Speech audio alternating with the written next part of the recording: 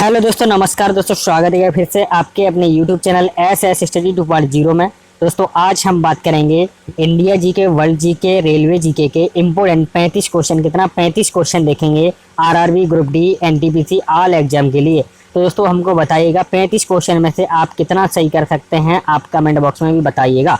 चलिए चलते हैं, क्वेश्चन नंबर 1 देखते हैं क्या दिखेगा। क्या है? वायुमंडलीय घटना के अध्ययन को क्या कहा जाता है? तो दोस्तों इस क्वेश्चन का राइट आंसर क्या आ जाएगा? वायुमंडलीय घटना के अध्ययन को क्या कहा जाता है? तो याद रखिएगा क्या कहते हैं, तो मौसम विज्ञान। ऑप्शन नंबर बी आपका राइट आंसर आ जाएगा। क्या कहते हैं? तो मौसम विज्ञान, याद रखिएगा। चलिए अगला क्वेश्चन देखेंगे, क्वेश्चन नंबर 2 देखिएगा। ग्रीन पार्क स्टेडियम है तो कहाँ है? इस क्वेश्चन का राइट आंसर आ जाएगा, याद रखिएगा, कानपुर में। ऑप्शन नंबर डी आपका राइट आंसर आ जाएगा। क्या? ऑप्शन नंबर डी आपका राइट आंसर आ जाएगा, कानपुर में। चलिए अगला प्रश्न देखेंगे, प्रश्न नंबर 3 देखिएगा।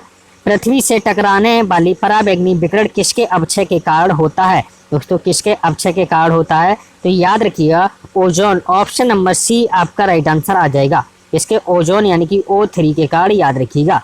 चलिए अगला प्रश्न देखेंगे, प्रश्न नंबर 4 देखिएगा। राष्ट्रीय एकता परिषद के अध्यक्ष कौन है? तो दोस्तों इस क्वेश्चन का राइट आंसर आ जाएगा, राष्ट्रीय एकता परिषद के अध्यक्ष कौन है? तो याद रखिए प्रधानमंत्री। ऑप्शन नंबर बी आपका राइट आंसर आ जाएगा। कौन है? तो प्रधानमंत्री यानी कि नरेंद्र मोदी जी। चलिए अगला प्रश्न देखेंगे, प्रश्न नंबर 5 देखिएगा। वायुमंडल की सबसे निचली परत कौन सी है? तो दोस्तों इस क्वेश्चन का राइट आंसर क्या आ जाएगा? वायुमंडल की सबसे निचली परत कौन सी है? तो याद रखिएगा क्षोभ मंडल। कौन सी है? क्षोभ मंडल। ऑप्शन नंबर ए आपका राइट आंसर आ जाएगा। चलिए अगला प्रश्न देखेंगे, प्रश्न नंबर 6 देखिएगा। सिखों के धार्मिक स्थलों में निम्न में से कौन सा स्थल भारत में नहीं है? तो दोस्तों इस क्वेश्चन का राइट आंसर क्या आ जाएगा? तो याद रखिए कौन सा स्थल भारत में नहीं है? तो याद रखिए Nankana Sahib. Option number A आपका राइट आंसर आ जाएगा। क्या सिखों के धार्मिक स्थलों में निम्न में से कौन सा स्थल भारत में नहीं है? तो याद रखिए ननकाना साहिब, याद रखिएगा। चलिए अगला प्रश्न देखेंगे, प्रश्न नंबर 7 देखिएगा। विविध जलवायु एवं मौसम दशाओं को बदलने वाली सभी महत्वपूर्ण वायुमंडलीय प्रक्रियाओं कहाँ घटित होती हैं? तो दोस्तों इस क्वेश्चन का राइट आंसर क्या आ जाएगा? तो याद रखिएगा कहाँ घटित होती हैं? तो क्षोभ मंडल में। याद रखिए ऑप्शन नंबर बी आपका राइट आंसर आ जाएगा। कहाँ पे घटित होती हैं? तो याद रखिए क्षोभ मंडल में, याद रखिएगा। चलिए अगला प्रश्न देखेंगे, प्रश्न नंबर 8 देखिएगा। जो कि पेंकिंग किसका धर्म स्थल है? तो दोस्तों इस क्वेश्चन का राइट आंसर क्या आ जाएगा? पेंकिंग किसका धर्म स्थल है? तो याद रखिएगा इस क्वेश्चन का राइट आंसर आ जाएगा, किसका है? तो याद रखिए ताओवाद। ऑप्शन नंबर ए आपका राइट आंसर आ जाएगा। किसका है? ताओवाद। ऑप्शन नंबर ए आपका राइट आंसर आ जाएगा। चलिए अगला प्रश्न देखेंगे, प्रश्न नंबर 9 देखिएगा। पृथ्वी के समीप पाई जाने वाली वायुमंडलीय परत क्या कहलाती है? दोस्तों इस क्वेश्चन का राइट आंसर क्या आ जाएगा? पृथ्वी के समीप पाई जाने वाली वायुमंडलीय परत क्या कहलाती है? तो दोस्तों इस क्वेश्चन का राइट आंसर आ जाएगा जो कि ट्रोपोस्फियर। ऑप्शन नंबर सी आपका राइट आंसर आ जाएगा। क्या कहलाती है? ट्रोपोस्फियर। ऑप्शन नंबर सी आपका राइट आंसर आ जाएगा। चलिए अगला प्रश्न देखेंगे, प्रश्न नंबर 10 देखिएगा। किस व्यक्ति ने यंग इटली की शुरुआत की थी? इस क्वेश्चन का राइट आंसर क्या आ जाएगा? किस व्यक्ति ने यंग इटली की शुरुआत की थी? तो दोस्तों इस क्वेश्चन का राइट आंसर आ जाएगा जोसेफ मेजनी ने। किसने? जोसेफ मेजनी ने। ऑप्शन नंबर डी आपका राइट आंसर आ जाएगा, याद रखिएगा। चलिए अगला प्रश्न देखते हैं, प्रश्न नंबर 11 देखिएगा। निम्नतर वायुमंडल में गैसों की सर्वाधिक मात्रा किससे मिलकर बनती है? तो दोस्तों इस क्वेश्चन का राइट आंसर क्या आ जाएगा? देखिएगा निम्नतर वायुमंडल में गैसों की सर्वाधिक मात्रा किससे मिलकर बनती है? दोस्तों इस क्वेश्चन का राइट आंसर आ जाएगा, याद रखिएगा नाइट्रोजन से। किससे? नाइट्रोजन से। ऑप्शन नंबर डी आपका राइट आंसर आ जाएगा, याद रखिएगा। दोस्तों वायुमंडल में नाइट्रोजन कितना प्रतिशत है? तो याद रखिए 78%, याद रखिएगा। चलिए अगला प्रश्न देखेंगे, प्रश्न नंबर 12 देखिएगा। निम्नलिखित में से यूनेस्को अनुमोदित विश्व विरासत स्थल की पहचान कीजिए, तो कौन सा है? तो दोस्तों इस क्वेश्चन का राइट आंसर क्या आ जाएगा? निम्नलिखित में से यूनेस्को अनुमोदित विश्व विरासत स्थल की पहचान कीजिए, तो क्या है?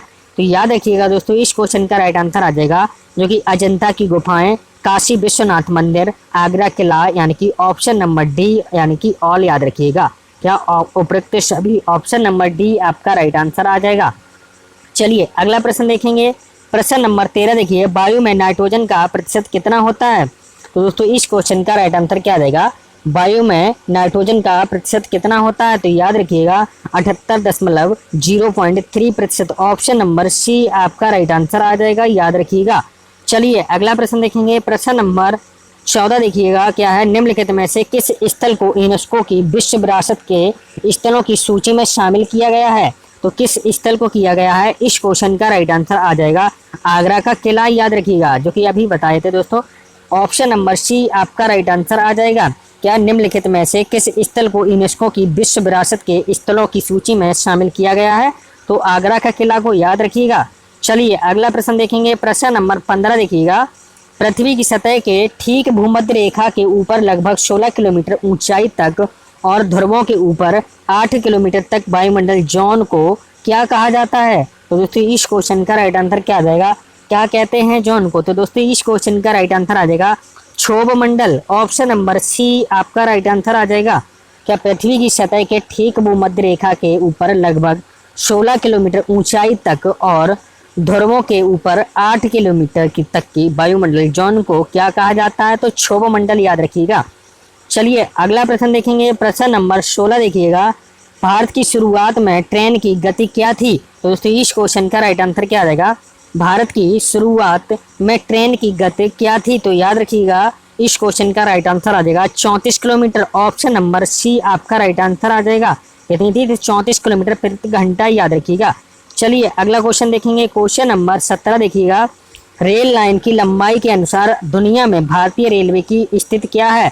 तो याद रखिए दुनिया में कितने स्थान पर है, तो याद रखिए चौथा। ऑप्शन नंबर डी आपका राइट आंसर आ जाएगा। क्या रेल लाइन की लंबाई के अनुसार दुनिया में भारतीय रेल की स्थिति क्या है, तो चौथा, याद रखिएगा। चलिए अगला प्रश्न देखेंगे। पूर्वोत्तर फ्रंटियर रेलवे की लंबाई NEFR कितनी है। तो दोस्तों इस क्वेश्चन का राइट आंसर क्या आ जाएगा, तो याद रखिए कितनी है, तो 3700 किलोमीटर। ऑप्शन नंबर बी आपका राइट आंसर आ जाएगा। क्या पूर्वोत्तर फ्रंटियर रेलवे की लंबाई यानी कि NEFR कितनी है, तो याद रखिएगा 3700 किलोमीटर। ऑप्शन नंबर बी आपका राइट आंसर आ जाएगा। चलिए अगला प्रश्न देखेंगे। प्रश्न नंबर देखिएगा 19 देखिएगा, उत्तर पूर्वी रेलवे का मुख्यालय कहाँ स्थित है। तो दोस्तों इस क्वेश्चन का राइट आंसर आ जाएगा उत्तर पूर्वी रेलवे का मुख्यालय कहाँ स्थित है। तो दोस्तों इस क्वेश्चन का राइट आंसर आ जाएगा गोरखपुर। ऑप्शन नंबर सी आपका राइट आंसर आ जाएगा। चलिए अगला प्रश्न देखेंगे। प्रश्न नंबर 20 देखिएगा, नॉर्थ ईस्टर्न फ्रंटियर रेलवे यानी कि NEFR किस साल स्थापित हुआ है। तो दोस्तों इस क्वेश्चन का राइट आंसर क्या आ जाएगा, तो याद रखिएगा किस साल स्थापित हुआ है, तो याद रखिए 15 जनवरी 1958 को। ऑप्शन नंबर ए आपका राइट आंसर आ जाएगा। क्या नॉर्थ ईस्टर्न फ्रंटियर रेलवे यानी कि NEFR किस साल स्थापित हुआ है, तो याद रखिए 15 जनवरी 1958 को। चलिए अगला प्रश्न देखेंगे। प्रश्न नंबर 21 देखिएगा, उत्तर पूर्व फ्रंटियर रेलवे यानी कि NEFR के मुख्यालय कहाँ स्थित है। तो याद रखिएगा कहाँ पे है मुख्यालय उत्तर पूर्व फ्रंटियर के, तो याद रखिए दोस्तों इस क्वेश्चन का राइट आंसर आ जाएगा आपका, जो कि मगलिन गुवाहाटी में। ऑप्शन नंबर बी आपका राइट आंसर आ जाएगा। कहाँ पे है, मगलिन गुवाहाटी में। ऑप्शन नंबर बी आपका राइट आंसर आ जाएगा। चलिए अगला प्रश्न देखेंगे। प्रश्न नंबर 22 देखिएगा, निम्न में से किन शहरों में पहली उपमार्ग वाली ट्रेन शुरू हुई थी। तो दोस्तों इस क्वेश्चन का राइट आंसर क्या आ जाएगा, निम्न में से किन शहरों में पहली उपमार्ग वाली ट्रेन शुरू हुई थी। तो दोस्तों इस क्वेश्चन का राइट आंसर क्या आ जाएगा, तो याद रखिए दोस्तों इस क्वेश्चन का राइट आंसर आ जाएगा जो कि कलकत्ता। ऑप्शन नंबर सी आपका राइट आंसर आ जाएगा, यहाँ पे कलकत्ता, याद रखिएगा। चलिए अगला प्रश्न देखेंगे। प्रश्न नंबर 23 देखिए क्या है, जनरल मैनेजर कार्य विभाग कौन सा है। तो दोस्तों इस क्वेश्चन का राइट आंसर क्या आ जाएगा, जनरल मैनेजर कार्य विभाग कौन सा है। तो दोस्तों इस क्वेश्चन का राइट आंसर आ जाएगा railway board. Option number A आपका राइट आंसर आ जाएगा, क्या है, तो रेलवे बोर्ड, याद रखिएगा। चलिए अगला प्रश्न देखेंगे। प्रश्न नंबर 24 देखिएगा क्या है, दक्षिण मध्य रेलवे के मुख्यालय कहाँ स्थित है। तो दोस्तों इस क्वेश्चन का राइट आंसर क्या आ जाएगा, दक्षिण मध्य रेलवे के मुख्यालय कहाँ स्थित है। तो दोस्तों इस क्वेश्चन का राइट आंसर आ जाएगा, याद रखिएगा सिकंदराबाद, याद रखिए कहाँ पे, सिकंदराबाद। ऑप्शन नंबर सी आपका राइट आंसर आ जाएगा, याद रखिएगा।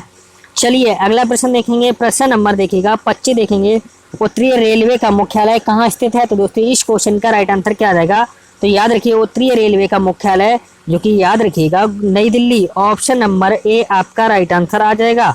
चलिए अगला प्रश्न देखते हैं। प्रश्न नंबर देखिए 26 देखेंगे, यूरेनियम के विशाल निक्षेप हाल ही में पाए गए कहाँ पर। तो याद रखिएगा दोस्तों इस क्वेश्चन का राइट आंसर आ जाएगा क्या है, यूरेनियम के विशाल निक्षेप हाल ही में पाए गए, तो याद रखिए कहाँ पाए गए हैं। तो दोस्तों इस क्वेश्चन का राइट आंसर आ जाएगा कर्नाटक में, ऑप्शन नंबर बी आपका राइट आंसर आ जाएगा।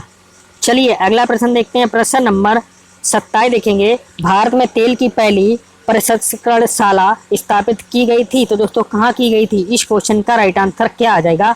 तो याद रखिएगा कहाँ की गई थी, तो दोस्तों इस क्वेश्चन का राइट आंसर आ जाएगा डिगबोई में, ऑप्शन नंबर सी आपका राइट आंसर आ जाएगा। याद रखिएगा क्या भारत में तेल की पहली प्रसंस्करणशाला कहाँ स्थापित की गई थी, तो याद रखिएगा डिगबोई में। चलिए अगला क्वेश्चन देखेंगे, क्वेश्चन नंबर देखिए 28 देखेंगे, भारत की सिलिकॉन वैली स्थित है कहाँ, तो दोस्तों इस क्वेश्चन का राइट आंसर क्या आ जाएगा, भारत की सिलिकॉन वैली स्थित है, तो याद रखिएगा कहाँ पे है, तो बेंगलुरु में, ऑप्शन नंबर बी आपका राइट आंसर आ जाएगा। कहाँ पे है, बेंगलुरु में, याद रखिएगा।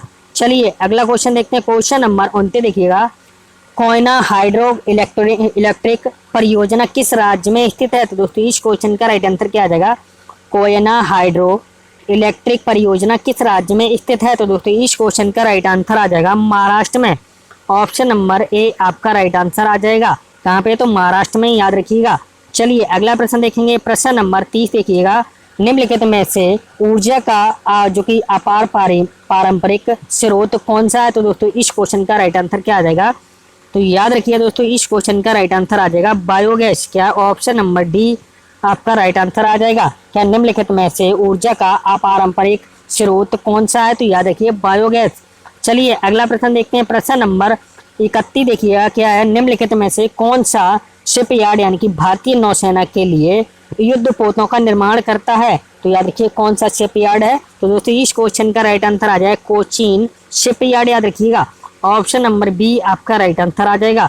क्या निम्नलिखित में से कौन सा शिपयार्ड भारतीय नौसेना के लिए युद्धपोतों का निर्माण करता है, तो कोचीन शिपयार्ड, याद रखिएगा। चलिए अगला प्रश्न देखेंगे, प्रश्न नंबर 32 देखिएगा, यदि किसी माल की मांग की ऋणात्मक आय लोच है और धनात्मक मूल लोच है, तो वह कैसा माल है, तो दोस्तों इस क्वेश्चन का राइट आंसर क्या आ जाएगा, देखिएगा, यदि किसी माल की मांग की ऋणात्मक आय लोच है और धनात्मक मूल लोच है, तो वह कैसा माल है, तो याद रखिए कैसा माल है, तो दोस्तों इस क्वेश्चन का राइट आंसर आ जाएगा निम्न स्तरीय माल, ऑप्शन नंबर ए आपका राइट आंसर आ जाएगा। चलिए अगला प्रश्न देखेंगे, प्रश्न नंबर 33 देखिए, क्या है, निम्न में से कौन सा कर प्रत्यक्ष कर है, तो दोस्तों इस क्वेश्चन का राइट आंसर क्या आ जाएगा, तो याद रखिए कौन सा कर है, तो याद रखिएगा आयकर, ऑप्शन नंबर सी आपका राइट आंसर आ जाएगा। क्या निम्न में से कौन सा कर प्रत्यक्ष कर है, तो आयकर, याद रखिएगा। चलिए अगला प्रश्न देखेंगे, प्रश्न नंबर 34 देखिएगा, आय विधि से राष्ट्रीय आय का आकलन करते समय निम्न में से किसको शामिल नहीं किया जाता है, दोस्तों इस क्वेश्चन का राइट आंसर है किसको, तो याद रखिए पेंशन को शामिल नहीं किया जाता, ऑप्शन नंबर सी आपका राइट आंसर आ जाएगा, किसको, पेंशन को शामिल नहीं किया जाता है आय विधि से राष्ट्रीय आय का आकलन करते समय, याद रखिएगा। चलिए अगला प्रश्न देखेंगे, प्रश्न नंबर 35 देखिए, क्या देखेंगे, निम्न में से कौन सा राष्ट्रीय आय का अंग नहीं है, तो दोस्तों इस क्वेश्चन का राइट आंसर क्या आ जाएगा, निम्न में से कौन सा राष्ट्रीय आय का अंग नहीं है, तो याद रखिए अंतरण भुगतान, ऑप्शन नंबर बी आपका राइट आंसर आ जाएगा। क्या है, तो अंतरण भुगतान, याद रखिए ऑप्शन नंबर बी आपका राइट आंसर आ जाएगा, याद रखिएगा। तो दोस्तों 30 में से आपका कितना क्वेश्चन सही हुआ है, तो आप कमेंट बॉक्स में दीजिएगा, बताइएगा जरूर। तो दोस्तों जो भी चैनल पर नए हैं तो प्लीज़ हमारे चैनल को सब्सक्राइब जरूर कीजिए, बेल आइकन ऑन कीजिए, जो आपको नोटिफिकेशन समय पे मिलता रहे। दोस्तों लाइक नहीं किए तो लाइक कर दें। तो चलिए चलते हैं, मिलते हैं अगली वीडियो में। जय हिंद, जय भारत, वंदे